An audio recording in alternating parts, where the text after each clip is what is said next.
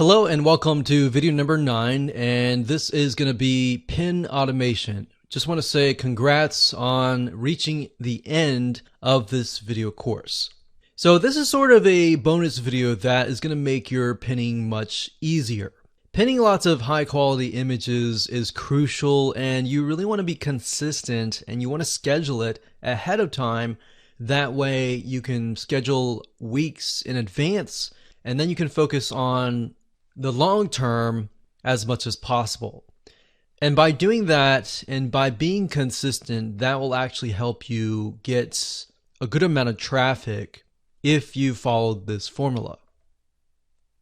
So obviously you can't be near a computer 24/7 either. So really finding a tool that can help you automate this process as much as possible is important. So let's discuss some tools that will help you with this process. So there are tons and tons of different tools out there that you can use, that you can pay for. But over the years, one tool in particular that we have seen really sustain the test of time and really update their features and all of that is viraltag.com. So as you can see, it says the #1 social media marketing tool for sharing visuals. So it's not just for Pinterest, it's for other social media platforms as well. But in terms of utilizing this with Pinterest, it's actually very, very good. So you can schedule unlimited posts so they don't charge you per post. You can recycle evergreen content, you can collaborate with your team, and best of all, you can analyze what is actually happening. We found that there's some tools out there that will post stuff, but you have no idea on earth what in the world is actually working and what in the world is actually happening. So as you can see here, you can schedule your content ahead of time. So you can put the image, you can put hashtags, which is something else that we highly recommend that you do. And then of course you can put the URL where you want to send them to. So as you can see here, you can upload, you can edit, you can schedule posts in bulk. So you don't have to do it one by one. And there's a lot of other things. You can do content curation, which is a little bit different than what we're talking about, but those are more advanced strategies. But based on what we're talking about in this course, this is essentially one of the better tools that we have found over the years. So rather than having to scour the internet and look for the tool that is best, we can definitely say this one right here is the way to go. Now, it does cost money. As you can see here, there's an individual count. You really only need the individual count. And the small business is a little bit more money, and then the branding is a lot more money. Now, as you can see, you definitely don't need the small business or the brand. The individual is just enough to have. And one suggestion that I have to you is that don't even get access to ViralTag at all until you have actually begun to get into the habit of doing it yourself. Once you've done it yourself and once you become overwhelmed and you need to take it to the next level, that's when you can use ViralTag. So that's a tool that we highly recommend that has worked really well. And we hope you enjoyed this course, and make sure that you take the knowledge that you've learned and apply it. And remember, if you keep it simple and keep your funnel congruent from your image to your content and so forth, and follow the blueprint step by step and be consistent at it, you will begin to see some traffic. So it's a fact that Pinterest is huge and has tons of prospects waiting to find you. So according to Shopify.com, from their analysis of over 25,000 online stores, they found that the customer who initially comes to Pinterest via Facebook.com or Twitter will actually spend about twice as much as those who don't. Now, these are just some of the countless amazing statistics from Pinterest. So if you're a business, then you'll want to tap into this market. Now, according to new research, roughly about 25% of consumers reported purchasing a product or service after discovering it on Pinterest. So compared to that of most social media sites, Pinterest decreases the amount of steps that users take from discovering something interesting to a conversion. But here's the problem. Most people that are marketing on Pinterest are doing it wrong. In fact, you may have tried it and not gotten any results and thought, this doesn't work. However, we have to do it properly and provide what we call pin-worthy images. Because the truth of the matter is that you're competing against thousands of other images, so how do you survive? What should you put in your images? How should you lay out your funnel? Is there a blueprint or a formula to all of this madness? So we've got a 9-part step-by-step video course for you on how to generate traffic with Pinterest and get more clicks with a very simple and easy to follow system. So here's a quick video's overview of what's inside this video course. Video number 1 is the introduction. We'll talk about how to get in the right mindset, make sure that you're on the same page, and the tools that you're going to need to successfully implement this video course. Video number 2, we'll talk about the platform. We'll talk about how Pinterest is different than all the other social media sites, because if you assume that Pinterest is the same as Facebook or the same as Instagram, then you have set yourself up for failure. Video number 3 will talk about quality and what that looks like in terms of an image. And in video number 4, we'll talk about congruency and how that relates to your funnel. And video number 5, we'll talk about how big your graphic should be. Should it be a square? Should it be a rectangle? Should it be longer? What should it look like? And we'll talk about the highest converting type of size as well. Video number 6, we'll talk about an attractive pin. And video number 7, we'll talk about the anatomy of that image pin. What does that look like? What should it entail? What are the 3 factors that every single image should contain?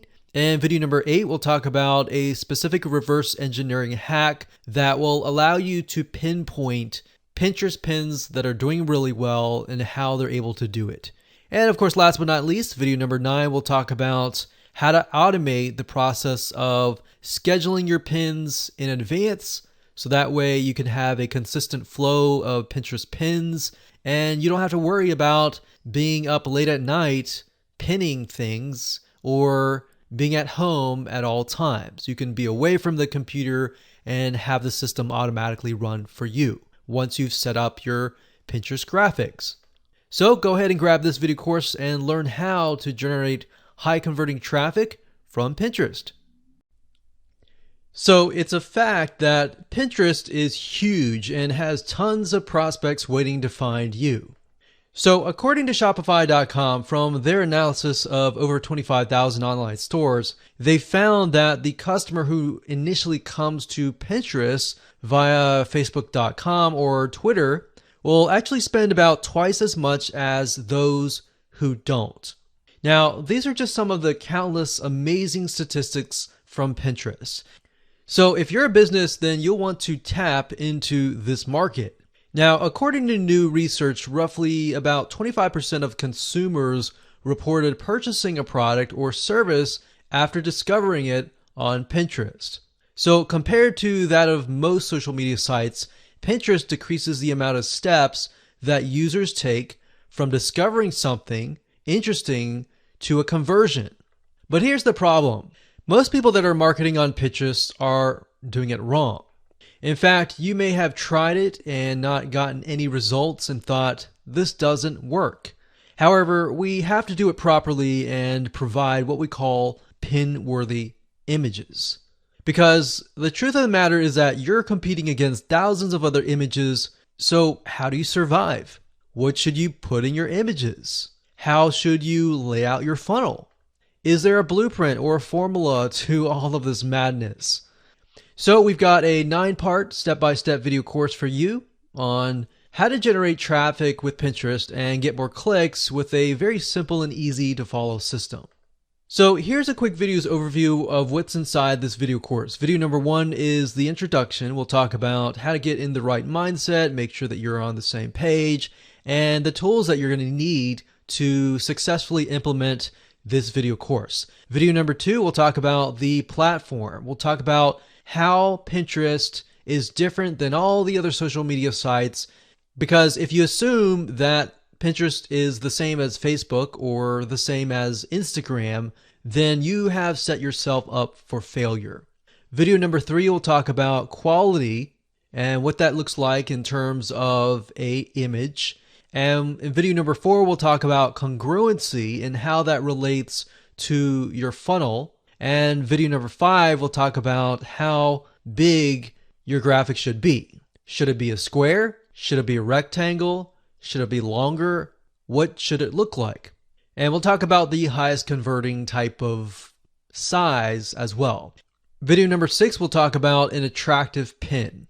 And video number 7, we'll talk about the anatomy of that image pin. What does that look like? What should it entail? What are the 3 factors that every single image should contain? And video number 8, we'll talk about a specific reverse engineering hack that will allow you to pinpoint Pinterest pins that are doing really well and how they're able to do it. And of course, last but not least, video number 9, we'll talk about how to automate the process of scheduling your pins in advance, so that way you can have a consistent flow of Pinterest pins and you don't have to worry about being up late at night pinning things or being at home at all times. You can be away from the computer and have the system automatically run for you once you've set up your Pinterest graphics. So go ahead and grab this video course and learn how to generate high converting traffic from Pinterest. Hello and welcome back. This is video number 6. Let's talk about an attractive pin and what that looks like. So according to a recent article by HubSpot.com, publishers who use infographics grow in traffic on average about 12% more than those who don't really use infographics. So we found the same, that to be true, that after we started using infographics, we started seeing an increase of clicks, and not just only any click, but high quality clicks. Now, if you're not familiar with them, they're basically long vertical images which turns great content into eye candy. Or in other words, you can turn great content, instead of turning it into just a bunch of text, you turn it into a graphic that visually makes sense. Now, there are many different types of infographics, and we'll show you in just a second what they look like and how you can go about creating your very own infographic. Now, this is how many companies take really boring content and make it exciting. So let's go ahead and take a look at some infographics and the tools that you can use to create them. So to give you some ideas, you can simply go to google.com and type in the keyword infographic and go to the images search engine, and you'll be able to see some examples of infographics in general. Now, if you want to niche down and go for a specific topic, you can also type in infographic space and then of course the topic. And then you might be able to see some ideas on infographics that you could potentially create. Obviously, don't copy and plagiarize, but just use it to get some ideas. Now, if we scroll down, you have a better idea of what an infographic looks like. So as you can see here, there are more pictures and more graphics, more statistics, more great looking visual content compared to that of just text. So imagine being able to create one of these and putting them on Pinterest, and most likely you'll be able to really stand out because it's really eye-catching. Now, the question is, how do you go about creating these beautifully created graphics? So there are several ways to go about doing this. You can either create it yourself from scratch. Obviously, that would take too much time. So you wanted to find an infographic template. So you can go to graphicriver.net, and if you go this route, you will be essentially meeting it halfway manually. So you're not going to do it totally manually, but you will be editing a template, typically with Photoshop. Now, if I go to graphicriver.net and I type in infographic food, for example, we scroll down and you're able to see that there are 730 infographics related to food. So as you can see, compared to that of hiring somebody, which typically can run anywhere from $100 to several $100s, because they do take time to create, but they are well worth it at the end of the day. It's only about $8 each infographic. So they can run around $8 or sometimes $5 to $10. Now, if you want the easiest route, the easiest is to simply utilize a tool. And we've used many tools and really come down to one tool in particular, which is called Piktochart.com. That's Piktochart.com. Now, when you go to the site, you're able to create infographics very, very easily. If you click on the infographic here, initially there are many free templates, but if you do an upgrade, you'll get access to a lot of other fancy templates. Now, editing templates is simply by pointing your mouse at something and clicking it, and then of course editing it via either the text or the image. So this definitely makes it easier compared to downloading it off of graphicriver.net, editing it with Photoshop, and then exporting it. And all of these are pre-made, so you have access to typically hundreds. And as you can see here, if you upgrade, it's about 600 templates and new templates every single week. So we've used Piktochart for many years. We have downgraded because we're not really creating as many infographics, but it's great when you're just getting started.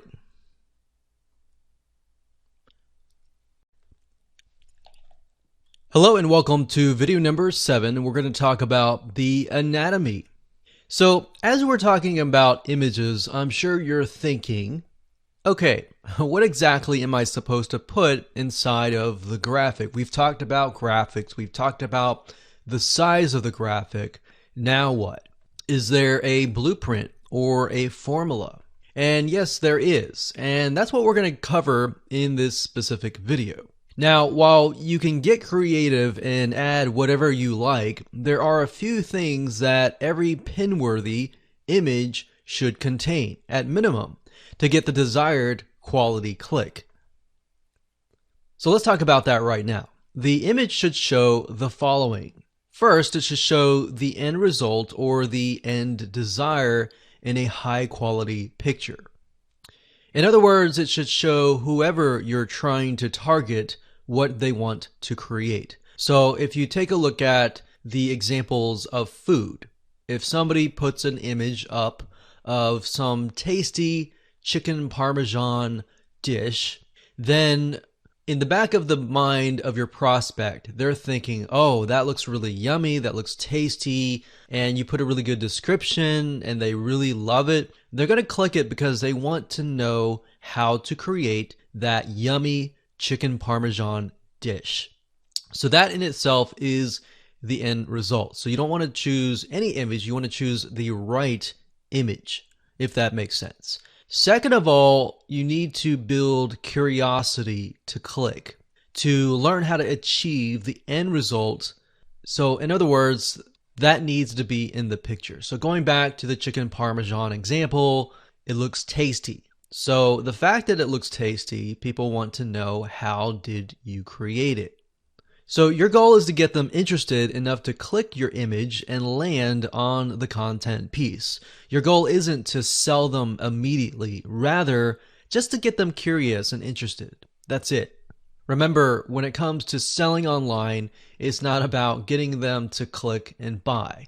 like we talked about earlier, when it comes to relationships, you don't go up to somebody and say, hey, would you love to, do this and that with me, go and hang out, be best friends kind of thing. You go up to them and usually you say hi and you kind of pique their interest. And you begin to find common ground and then you go from there. So very similar to this concept as well here. The image should also show a call to action text. Of course, telling them what to do to learn how is very important. So going back to the example earlier, they're going to want to learn how. So you're going to want to put some text in the image that tells them what to expect after they click. So people need to be told what to do. Never assume anything. Never assume that they know what to do. Always tell them. So you're going to need to have a call to action text that says, click here to get recipe. So something short and sweet. Click to watch how to create this recipe or whatever you're trying to sell. So never assume anything and tell them the exact call to action. Now try to keep that within just a few words. You don't want to go overboard because remember, as people are going through Pinterest, they're scanning. They're looking really fast with their eyes on a bunch of images. So whatever image grabs them in, and not only that, tells them what to do to get what they want, they're going to click. So at the end of the day, you want something that people can save or even share with their friends or their family. Or they just pin it and then they share it in their board, in their group, and then their group finds out about it and then you get more traffic. So that's why you want to really set this up carefully and correctly. Now, of course, not only is the image important, but you really need to have a good description within the pin. So adding a really good description about the chicken parmesan dish, you can say this is easy, this can be created within less than 30 minutes, and this is how many calories, it's a low calorie diet, low cholesterol diet, something that's appealing to your audience. So if you know your audience, which goes back to why it's very important to understand who is going to click and what do they face in real life. So let's say, for example, that you have an image that says no sugar cupcakes and you are targeting people who are diabetic. So you want to put the call to action with that and then put that in the description. You can say, if you're diabetic or if you are on a specific diet where you're not supposed to eat sugar, then this tastes really good. It only takes this amount of time. It'll save you money too because it doesn't cost a lot of money. It is only like 3 ingredients. So it's easy, cheap, and it's fast. So those elements, actually, if you utilize those elements in your copy, in your description, those are elements that people want to know because people don't want to spend a lot of money typically, and they don't want to spend a lot of time because time is money. So again, if you talk about recipes, it needs to have a very good mouth-watering description of what the finished dish is like and what they're going to expect if they click on it. You always want to be transparent and tell people a little bit of what to expect on the other side. So when I mean other side, I mean when they click, they are sent to a piece of content. And that will actually help your conversions, and it'll also help gain trust because people will realize that you're being genuine. You're not hiding anything or anything like that. You are telling them up front what to expect, and when they click on that, they are more likely to trust you. So transparency is very important. Being authentic is really important as well. Now, another example is if you look at popular restaurants. These popular places have really good menus with really good descriptions of the food with pictures. So they do a really good job. And if you think about it, people go in the restaurant, they're ready to buy, but they're interested. They don't know exactly what to buy, but they look through the menu, they see what they like, they buy it. So looking at these, because it's more of an instant buy, these are really good to look at. So menus from popular restaurants, the next time you go out to take a look, take a look at how they do it, and pick a restaurant that is doing really, really well. Now, sometimes you can go on Google and do a search on the restaurant and find restaurants that you really like that are doing well, and look at them. See if they have a menu on their website and see how they've laid things out and use those descriptions. But if you keep with what I talked about in the previous slide, which was saving time, saving money, and not as many ingredients or not as many steps, those elements actually can help convert really well. So there is some element of sales copywriting in there. Basically, making it sound even more appealing using words is key. So you're having the image, getting them to attract, to look at it, and then you got the description that kind of closes the deal to get them to click. And then when they click, you've got really good content that is congruent to the image, and they are impressed.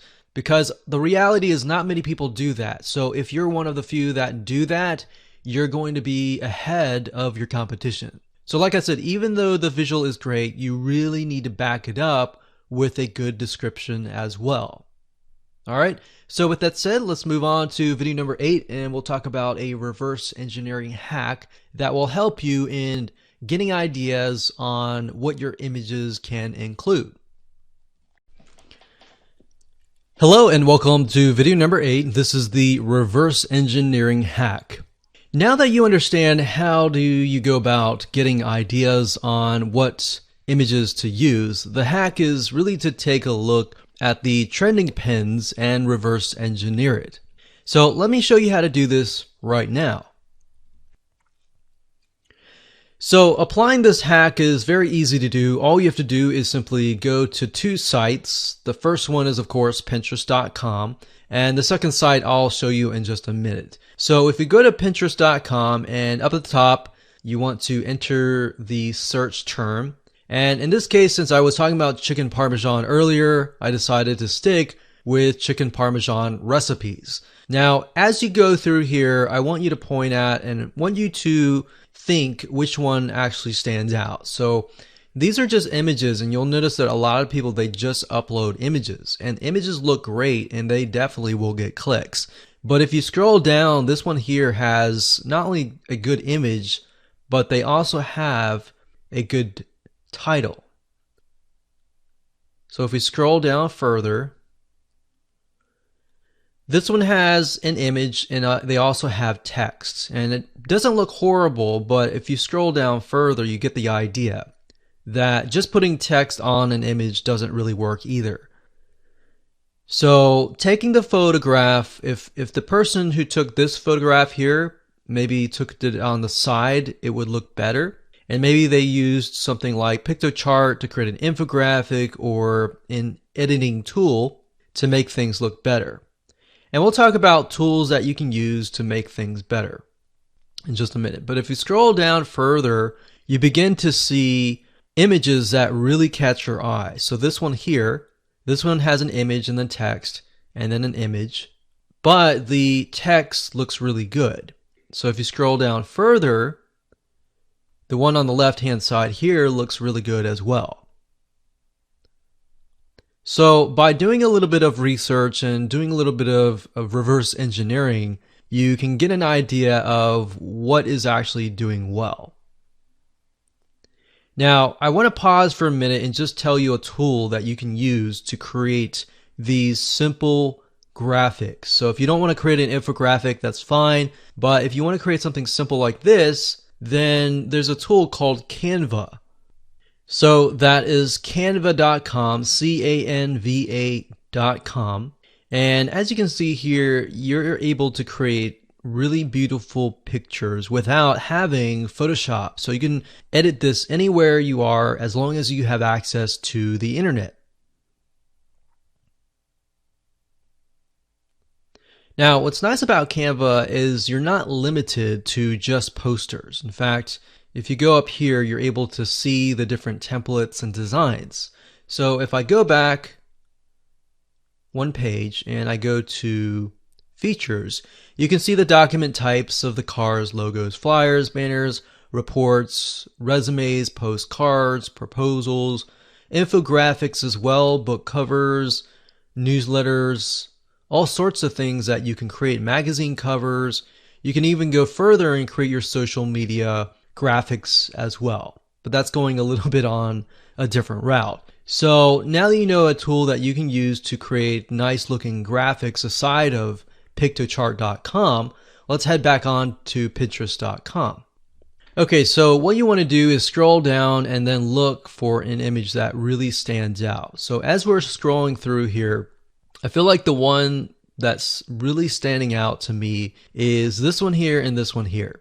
Now, if you notice, if you put your mouse over each image, at the bottom here, you're going to see the domain name of the person that owns this image. So we put over here, we can see this is inspiredtaste.net. We've got chefsavvy.com. We've got kitchenswagger.com. So what we do is we find the domain name. And the next step is we obviously can see that these people are professionals. So we want to take a further look at them.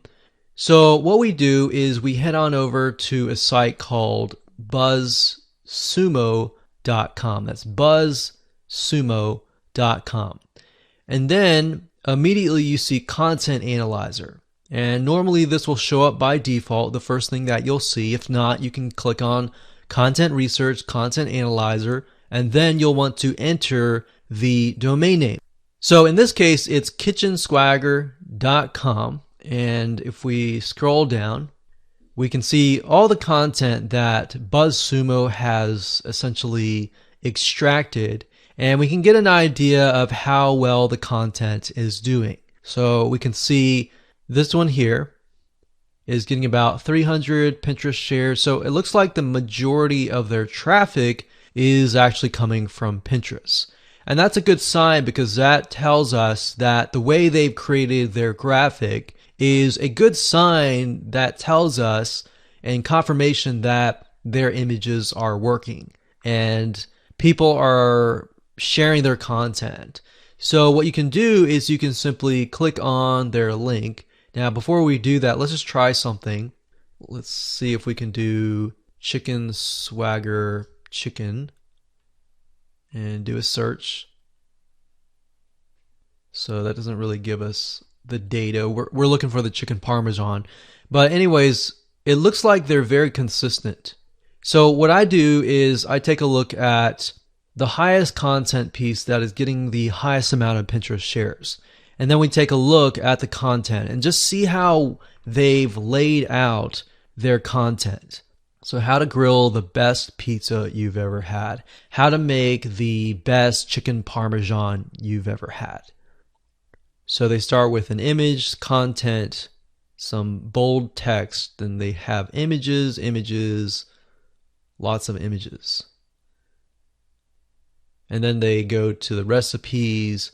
So what you're trying to do here is get an idea of why people are pinning it and how you can apply that to your own content. Obviously, you're not plagiarizing or copying them. You're simply getting ideas on how you can lay things out for your own site. Because what we found is that with Pinterest, a lot of times the content for a specific demographic, a specific audience, a specific niche can be very different than other audiences and other niches. So that's why taking a look at your competition, essentially, and what is actually trending and which one is getting good Pinterest shares and all of that, and then stick with that. So that's a very simple hack that you can apply. So as a recap, number one, go to Pinterest.com, do a search for your niche or specific image that you're searching for, and then take a look at the best image,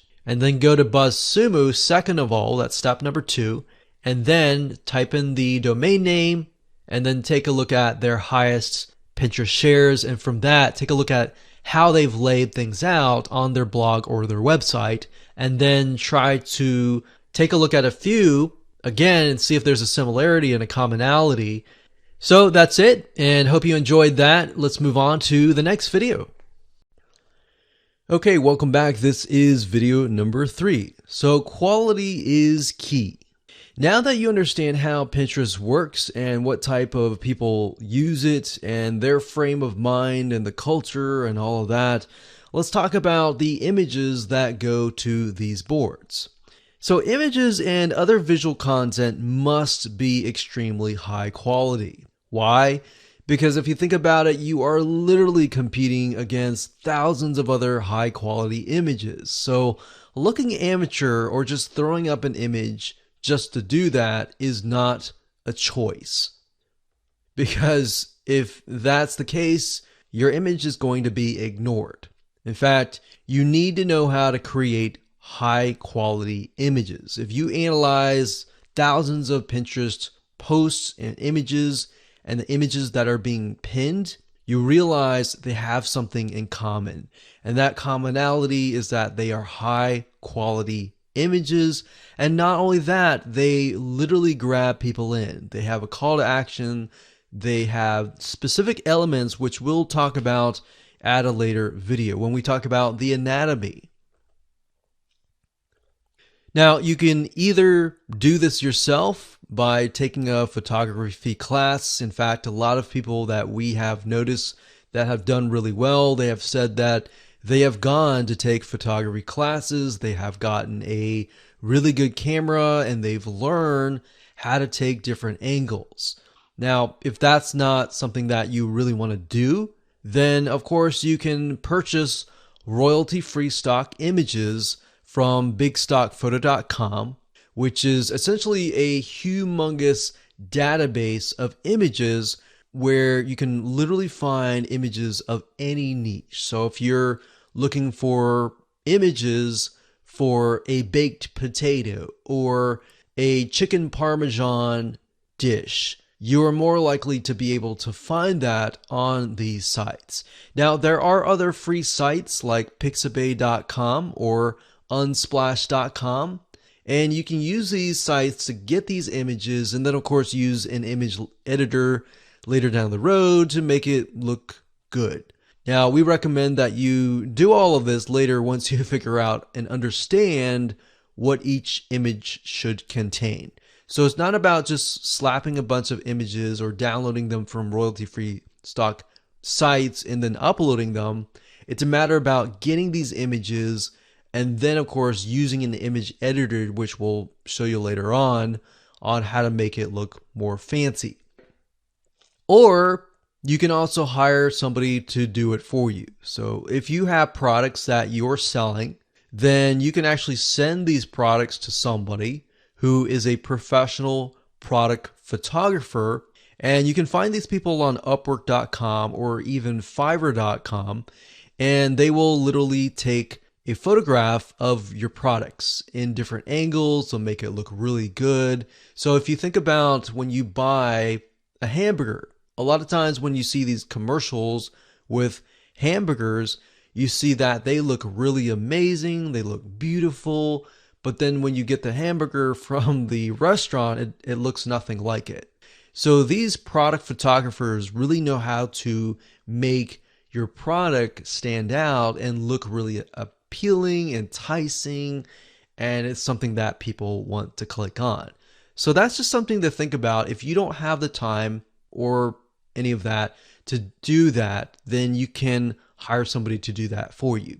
So I wanted to make sure that I cover different avenues so that you understand what options essentially that you have. So the point of all of this is that crap does not survive Pinterest.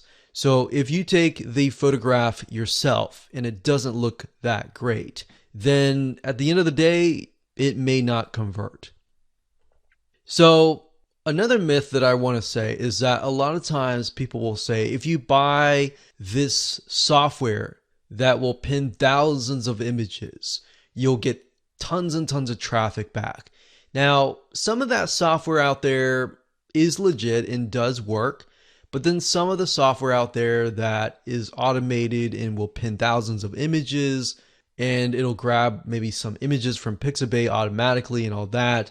Yeah, that's more of the quantity kind of mindset than quality. So what we're going here is about quality. So if you see a software that is selling you, hey, buy the software and you get hundreds of traffic right away, they might work, they may not, but at the end of the day, we really need to focus on quality over quantity. So rather than doing that, you really want to think about how you can use the right images in your campaign. If you think about how can I get somebody interested in this product, so when they click on it, they get sent to a piece of content that describes and elaborates further of the reasoning of clicking on it. If they click on a link about chicken parmesan, obviously you're going to want to send them to a article about chicken parmesan. You don't want to send them to an article about chicken. Even though they're both chicken, they need to be exact, if that makes sense. So maybe you can send them to a video on how to make chicken parmesan. And you show them how to make it, but you talk about the ingredients, but you don't go in depth. So you say, if you want to get this recipe or the secret recipe, or you want to get some bonus videos and this recipe, sign up here on this free list, and you can give it to them. And if you can imagine, you will attract somebody, you'll build a list of people who are extremely targeted. So basically what I'm saying is forget about all the software that promises you that you're going to get thousands of clicks to your website. Really focus on the quality of the click, or how you create the marketing campaign first, and how you're going to convert cold traffic into prospective buyers. So another key point here, which I've touched base on, is congruency, is making sure that your image matches your content, which we'll discuss in the next video. Now remember, the image that you put up will attract and excite someone. You want to attract the right person. So really knowing and understanding the demographics, or what your person that you're trying to attract will look like, is really the first step to a successful marketing campaign.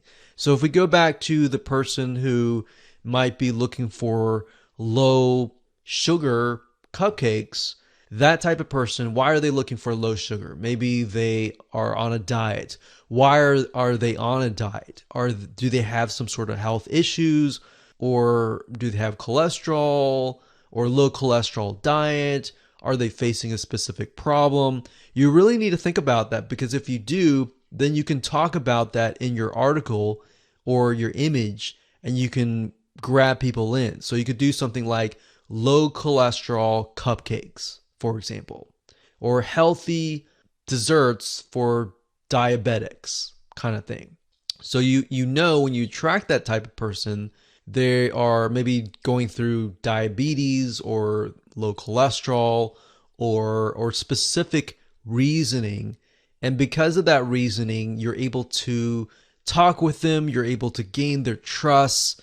And in the article, you could say, hey, here's some low sugar cupcakes for diabetics and all that. And that way you can relate to them on a deeper level. So maybe in the article, in the opt-in, in the autoresponder series, you can literally talk to them and say, hey, being a diabetic is hard because you can't eat certain foods, but I want to say that there's certain foods that you can eat and still enjoy life, kind of thing. And that's how you're going to be able to sell. It's not about getting thousands of clicks from your image to your article. It's about getting the 10 people or the 20 people that really understand what you're talking about, because in that way, in that light, they're going to be more open to actually buying from you, if that makes sense. So one way of doing this is to take a look at magazines in your niche. Magazines are really great ways to figure out what kind of images that you can actually use that will excite people. Because a lot of these magazine companies will invest millions and thousands of dollars and hundreds of thousands of dollars into figuring out what actually works with their prospects and their customers and their buyers. So let's go ahead and do that right now. Okay, so to keep it simple, we can go to magazines.com and you'll literally see hundreds of different magazines. If you click on the all categories here, you'll be able to see the different categories. We have animal pets, we have art, we have fashion, we have all sorts of things. But to keep it simple, I'm going to type in recipe and let's just see what we get. So we've got cooking, food, and beverage, magazine subscriptions. Now, obviously, I'm not going to be able to look inside the magazine, but just by taking a look at them will allow me to get a better idea of what they're putting out. Now, sometimes you can even do a reverse engineering and do a Google search on that magazine, and sometimes these sites will have websites. So that's something that we'll actually do. So All Recipes is an actual website, so we know that. But let's just go ahead and click this. So we got DIY donuts, and DIY, remember we mentioned that was do it yourself. So we already know right off the bat that people that are into allrecipes.com are people that are interested in doing it themselves. And that really matches the type of person that we're trying to track with Pinterest. Now, if we go here, let's see here, we click this, we can just click these images to kind of get an idea of the way that they have set up their images. And you can actually copy this and not actually copy exact, but get an idea of, okay, they're using plates, they're putting words on top of here, and they're putting text on the side, and that's what makes it look good. So you could do something very similar. Now let's do a search on All Recipes. We know that this is actually a website, but let's go ahead and click more info before we do that. We see here, we read this. Let's just go back to allrecipes.com.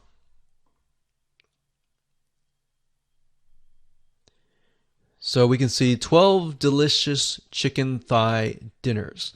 Now, one little tip that I'm going to give you is that a lot of times with Pinterest type articles, if you can do something like the top 5 or the top 10 or 10 chicken dinners or 10 maybe low carb desserts or top 5 low sugar desserts kind of thing, that actually will do really well. And those tend to get pinned a lot because it's not just one, it's many, and they're definitely interested in that. So we can see in terms of the images that could potentially be pinned, they're simply pictures of the food. Now, in terms of images, you can kind of get away with this with food and without any words or anything like that. But by adding words in some sort of call to action, such as want this recipe, click here. If somebody pins that, they're most likely going to click there versus they're just seeing this because they don't exactly know what this is. So you could put the words baked teriyaki chicken on this so that somebody knows, okay, this is baked teriyaki chicken, because not all the time can you take a look at an image and know exactly what it is all about. But if you notice, one thing that I mentioned earlier is that this article is a great example of going from an image to an article that has tons of visual information and visual content. So you can see that this page is literally filled with images. So it's got about 12 images, and in terms of text, very little text. So that's something to keep in mind with Pinterest, is that a lot of people go there looking for images. When they click on an image, they're not looking for a full article of text. They're looking for more images. So if you can do that, That will keep people on your site, and that will get people more engaged.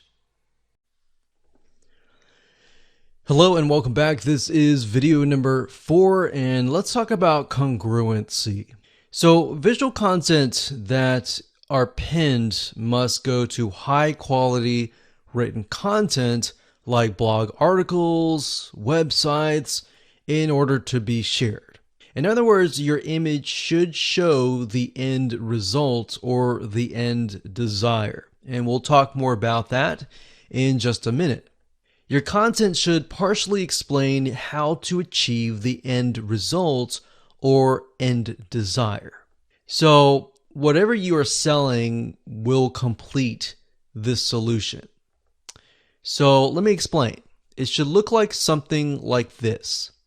The image is the first thing that people see on Pinterest. They click it because they're interested in it. And we're talking about people that are on the Pinterest site. So not to be confused with people who have pinned the image.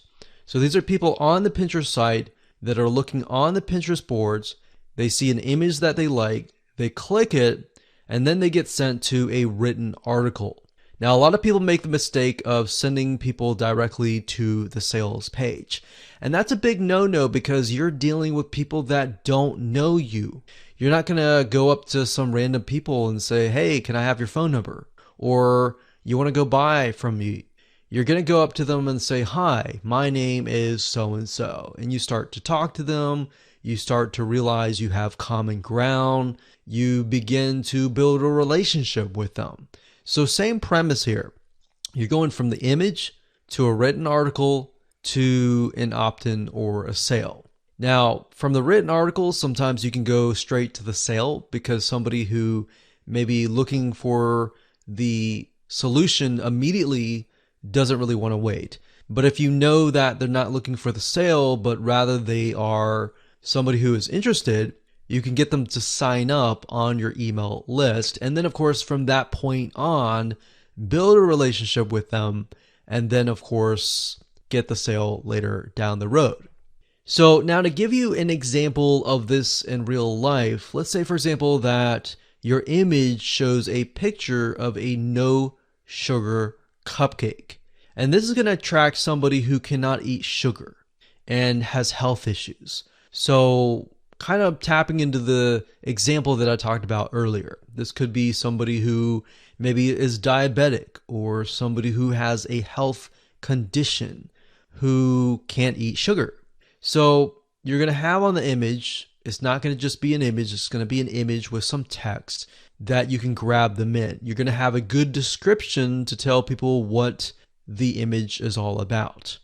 Now, if they click on that image and they get a cupcake, and that is made of sugar, brown sugar, sugar cane, even coconut sugar, they're going to be upset and leave. Or let's say you don't even have any text and it's a sugar cupcake.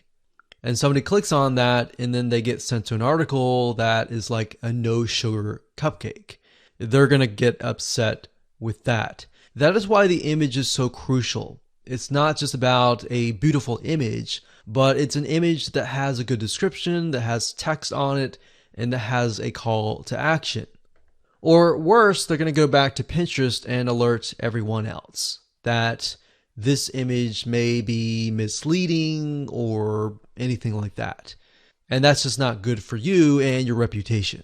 But if they go to the content and they find out that you've made in this amazing, tasty cupcake that uses no sugar at all and is healthy, guess what? They're going to go back to Pinterest. They're going to tell everybody. They're going to say, hey, I tried this. This is amazing. This is something that you're going to want to try as well. They are going to become your fans. And of course, they're going to become your voice. And essentially, they're going to become your marketers. So you've got yourself a potential customer, a potential person that's going to market for you.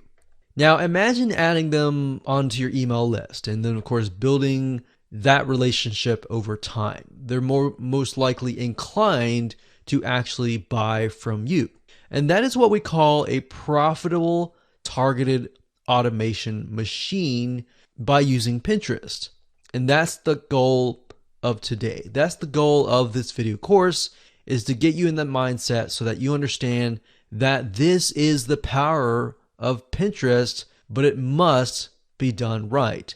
So now let's talk about the size of your images. Should your images be small? Should they be big? What size should they be? What should they look like? Let's talk about that in the next video. Okay, so welcome to video number 5. Let's talk about visual real estate matters. So visual real estate is not talking about houses here, but it could be visual, it could be virtual real estate. Same thing. Basically, all that means is that the size of your image matters a lot. So imagine the image, or even the screen right here. This screen right here just means that how much is your image taking up of the page. So if the image is big, then of course your real estate is going to be bigger. If it's small and you're not taking a whole lot of space, then your real estate virtually or visually is going to be not a whole lot. Now, why does that matter? Well, did you know that Pinterest allows you to pin graphics that are vertically oriented, meaning that they're long, which means that you're going to take more real estate compared to that of a square. So if you had the option to either use a square or a vertical rectangle, which one would you use? Well, the vertical rectangle, of course, right? Because not only does it take more space out of the page, it definitely shows up compared to all the other images. And not only that, in addition to that, it stands out. Now, when you're dealing with vertical rectangles, the problem is you need to make sure that your images look good. Because with a square image, you just put up an image, you can put a call to action, put up important information on that and put it up, and that's it. But with a vertical, you begin to realize that you need to really make it look good. It's not just a bunch of images. It's got to look really good. And don't worry about that. We're going to talk about that in just a second. So if you're not a graphic designer, it doesn't matter. You're going to be able to create some amazing pictures. Now, going back to why this is important and why taking up more virtual real estate is important, this is because the more of the page that you're going to take up, the better.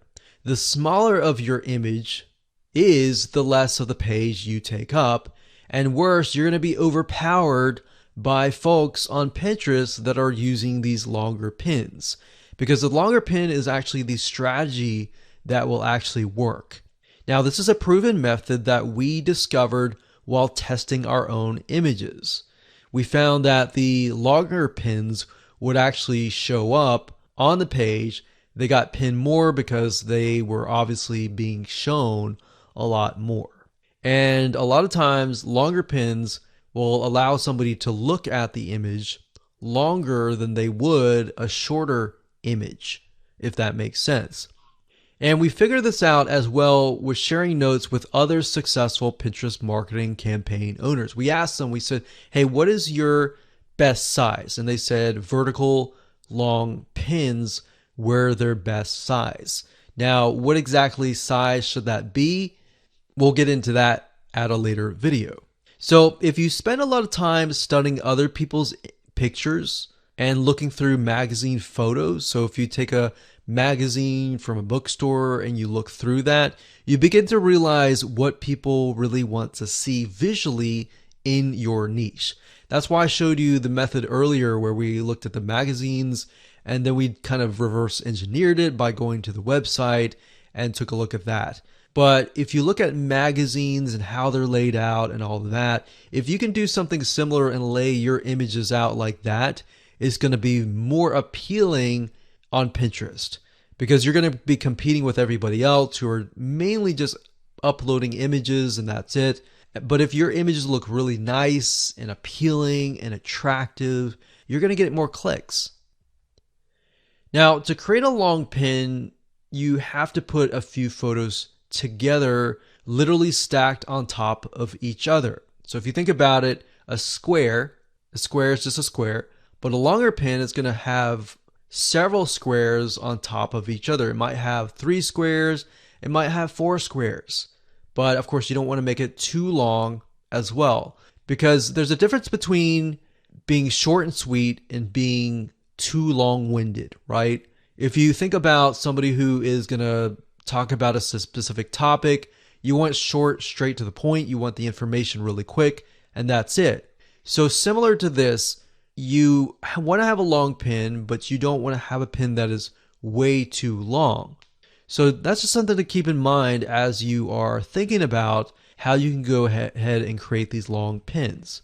So on the Pinterest feed, they make the pins stand out a little more by being long. But like I said, you want to make sure that there's a fine line between too long and too short. So tweaking the sizes of the images is a great technique to get more attention on the Pinterest board compared to that of the other pins that are smaller image sizes. So in the next few videos, we're going to discuss one type of long graphic that attracts a lot of attention, that works really well, that you can easily create without having any sort of professional graphic designer experience. Hello and congratulations on getting access to this video course on getting traffic from Pinterest. This, of course, is video number 1, which is the introduction, and we're going to dive right in. First things first, I want to talk about the mindset, and we really want to focus on quality over quantity. And what do I mean by that? What I mean is that this is not about how much traffic that you can get from your Pinterest images, but rather how much quality traffic that you can get from Pinterest.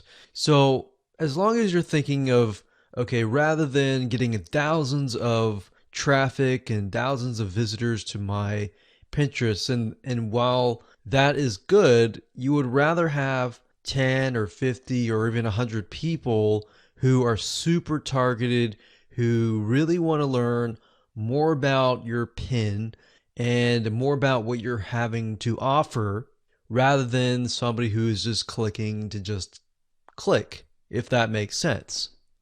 And of course, over time, you'll want to get thousands of high quality traffic as well. So here's a quick overview of what we're going to talk about in this video course. Video number 1 is, of course, this video. Video number 2 is the platform. So before we can actually talk about how to get traffic from Pinterest, you first and foremost have to understand how Pinterest works. Because a lot of times we assume that all social media platforms work very, very similar. And while yes, there is an element of truth to that, the reality is that Pinterest works very different compared to that of Instagram or Facebook or YouTube or any other social media platform as well. Then, of course, video number 3, we'll talk about quality and how to make sure that the images to your content and all of that is high quality. And what exactly do we mean by that? And what does the funnel look like from the point of attracting the person to pinning the image, to looking at the image, to getting them over to your content and all of that? Now, what that entails is congruency, which is what we're going to talk about in video number 4. Congruency basically means that everything is consistent, from the images attracting the right person to getting them over to the content and giving them exactly what they want and what they desire and the reason for the click in the first place. Because believe it or not, a lot of people, when they create marketing campaigns, they totally forget about congruency. So they might make a certain image, but when they get people over to a piece of content, it is unrelated. And then, of course, they wonder why nobody is converting, because at the end of the day, it's not congruent. So we'll make sure that you're on the same page in terms of that and how that works in real life. Video number 5, we're going to talk about visual real estate matters. So visual real estate is essentially, in this case, an image. Now, how big should the image be? Should it be a small image? Should it be a large image? What size converts the best? So we'll talk more about that in that particular video. Video number 6, we're going to talk about an attractive pin. So in other words, what should your images look like? And then on top of that, I'm sure you're asking, well, what exactly should I put in my images? Is there a formula? Is there a blueprint? And that's what brings us to video number 7, which is the anatomy, or in other words, a breakdown step by step of what every single image should contain at minimum. Video number 8, we'll talk about the reverse engineering hack. And this little hack here is going to help you figure out some ideas on different images, different angles, and all of that in terms of what you should create. Because a lot of times when you start from scratch, you're thinking, well, what kind of images are pin worthy, or what people would want to pin, what people would want to look at? Because you got to remember on Pinterest that you are competing with thousands of other people who have thousands of other amazing images. So if your image does not stand out, then it's going to be essentially put away and not even looked at, comparing to the other beautiful images, if that makes sense. And of course, last but not least, we got video number 9, which is pin automation. Essentially, this is a bonus video to show you how to automate the whole tedious, boring, time-consuming process. All right? So now let's talk about things that you will need to get started. So tools that you're going to need, what you're going to need to have in order to implement what's inside this video course. So obviously you're going to need to have a Pinterest account. You'll need to have a blog or a site with high quality content. If you don't have it right now, that's totally fine, but you will need to have one because you don't really want to direct people directly from your image directly to your sales page, because people don't know you. People are still warming up to you. So we'll show you a little bit more in terms of the funnel and how to set up your marketing campaign and all of that. But what the high quality content does is it creates a buffer between your sales page and the image or your opt-in page. So you get them on your list, they sign up, you build a relationship with them, and then you warm them up. So you got to remember, these are people that you don't know. These are not people that know you. And of course, this is optional, but you'll need some money if you want to make your images look professional and appealing. So if you're not a photographer and you don't really want to hire a photographer and go about doing that way, you can always purchase what we call royalty-free images that are already professionally made that can fit your niche. And we'll talk more about that in a later video. And of course, some money for optional tools, which we'll talk about in video number 9. All right, so with that said, let's move on to video number 2. Okay, so welcome back. This is video number 2, and this is the platform. So before we get started, it's crucial that we're on the same page. Now, I know you're excited about learning how to use Pinterest to get amazing amounts of high quality traffic, but to ensure that your success is going to be high, we want to make sure that you're hitting or at least close to the bullseye. What do I mean by that? So if you can imagine a bullseye or a dartboard and you're trying to aim for the center bullseye. So that's what we're talking about here. Now, you see, before you can get traffic from Pinterest, you need to understand how it works and how it's different from other social media platforms. A lot of people tend to make the mistake of assuming that Facebook and Pinterest and Instagram and all the other social media platforms are the same. So we don't want that. We want to make sure that you understand how Pinterest works. That way you can understand what types of people are going to Pinterest, what they're looking for, what is the culture. And if you understand that, it's going to be easier to help you communicate with these types of people. So it's very different. It's kind of like walking into a formal business meeting and assuming that they're your friends. Well, obviously, the way that you would treat your friends would be very different from how you would interact people in this formal business meeting. Or say you go to a place that you don't know the culture.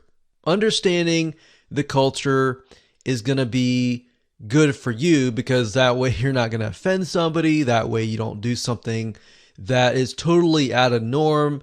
You do something in the sense that it will gain their trust at a much faster rate. So that's why we have this particular video, because it's very overlooked in terms of not knowing how things work. So same thing. So I want you to reset any assumptions that you have about Pinterest, or even any strategies that you've learned over the years about Pinterest.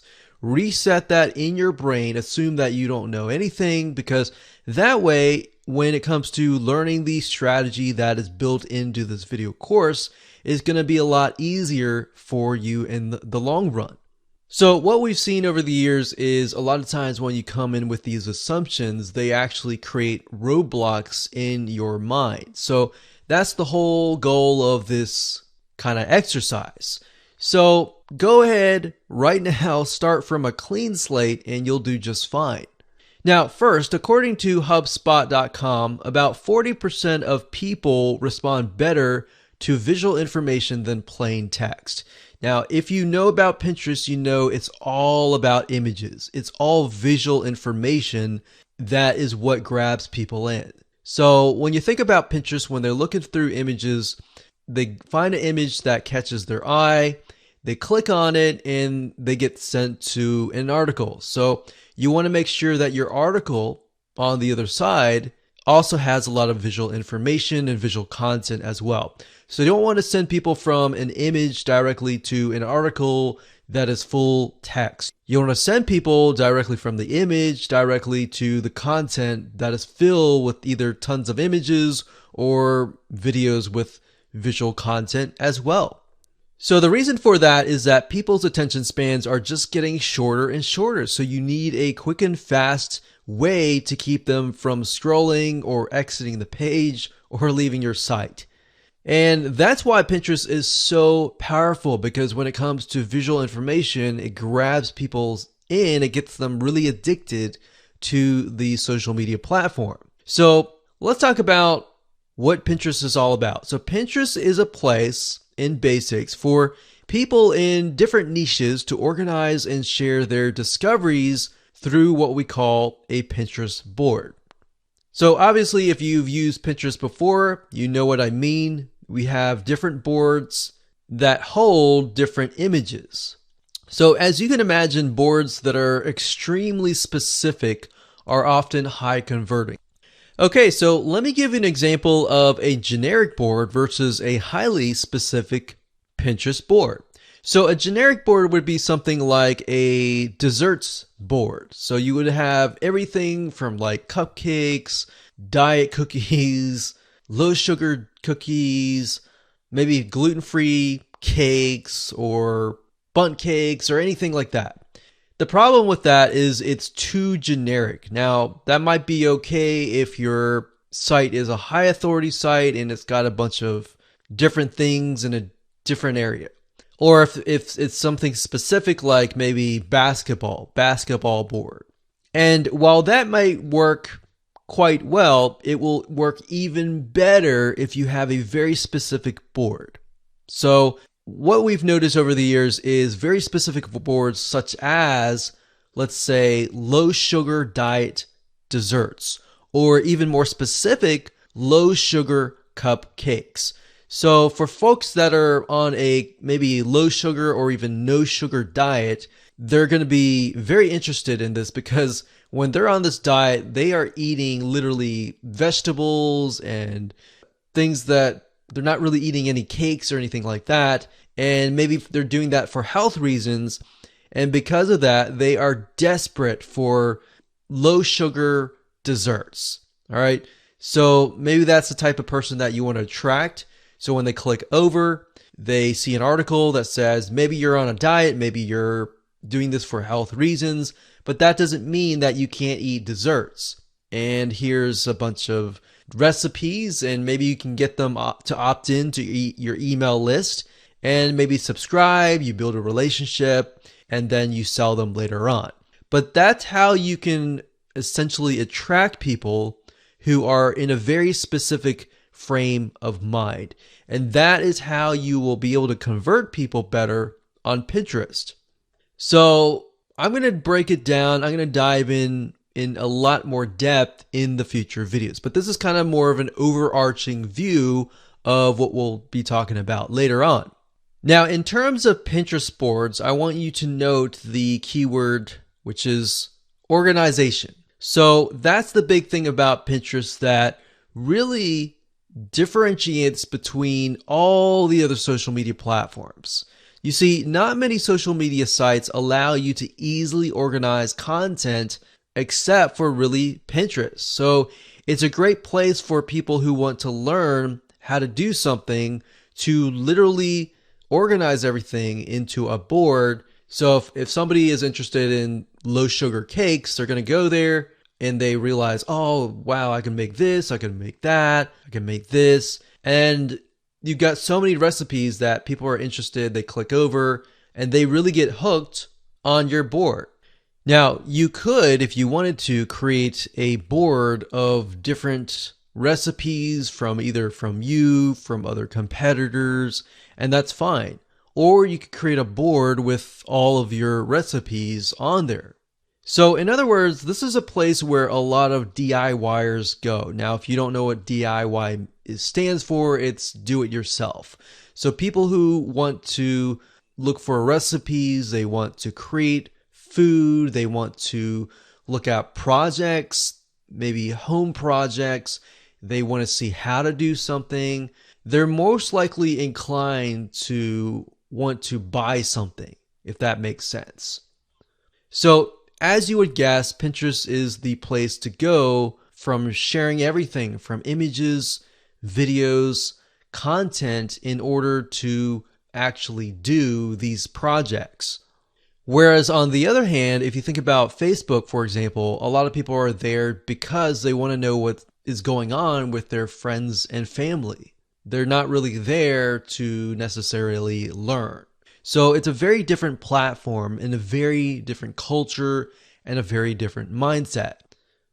Now, let's be frank and say that Facebook, while Facebook is great, it's not great for organization.